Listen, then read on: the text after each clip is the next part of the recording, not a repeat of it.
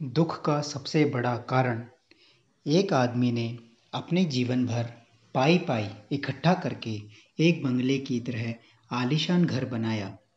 इस घर पर उस आदमी को बहुत ज़्यादा मोह था। वह घर की जी जान से देखभाल करता था। छोटी मोटी प्रॉब्लम आए तो उसे तुरंत दुरुस्त करता था। कई बार लोगों ने उसे उस घर को बेचने की सलाह दी थी। बहुत लोगों ने उसे बहुत अच्छी कीमत पर उस घर को मांगा भी था। उसका खुद का बेटा भी अच्छी कीमत मिलने से उस घर को बेचने के लिए तैयार था, लेकिन वो आदमी कभी भी उस घर को छोड़ने के लिए तैयार नहीं था। उसे जीवन में किसी भी और वस्तु से ज़्यादा इस घर पर गर्व था, अभिमान था। एक दिन वो आदमी बाजार गया हुआ था। जब वह बाजार से लौटा तो उसने देखा कि उसके घर के सामने बहुत बड़ी भीड़ जमा है। वह दौड़ते हुए आया तो उसे बहुत बड़ा आघात लगा, क्योंकि उसके घर में आग लग चुकी थी। अपने सबसे प्यारे घर को ऐसे आग में जलते हुए देखकर वह अधमरा सा हो गया। उसे समझ में नहीं आ रहा था कि वह क्या करे। उसने निर्णय लिया कि अगर उसका घर नहीं रहेगा तो वह भी नहीं रहेगा। वह भी उसी जलते हुए घर में अपनी जान दे देगा। अपने दुख में जब वह आदमी जलते हुए घर में जाकर अपनी जान देने गया, तब वहाँ तमाशा देख रहे लोगों में से एक ने उसे रोक लिया और उसे कहा कि क्यों बेवजह अपनी जान देना चाहते हो, क्योंकि अब यह घर तुम्हारा नहीं है।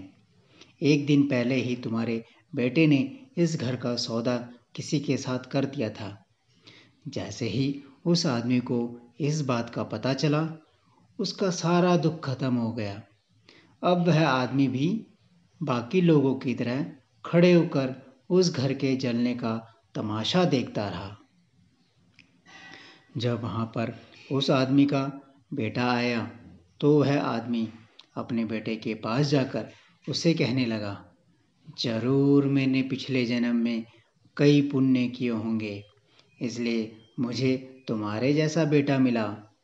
अगर तुमने इस घर को सही समय पर बेच ना दिया होता तो आज मेरी जान चली जाती। तुमने इस घर को सही समय पर बेचकर मेरी जान बचा ली बेटा।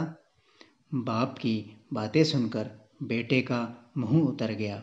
उसने बड़े दुख के साथ कहा कि पापा, मैं इस घर का सौदा करने के लिए जरूर गया था, लेकिन अभी इस घर का सौदा पक्का नहीं हुआ था।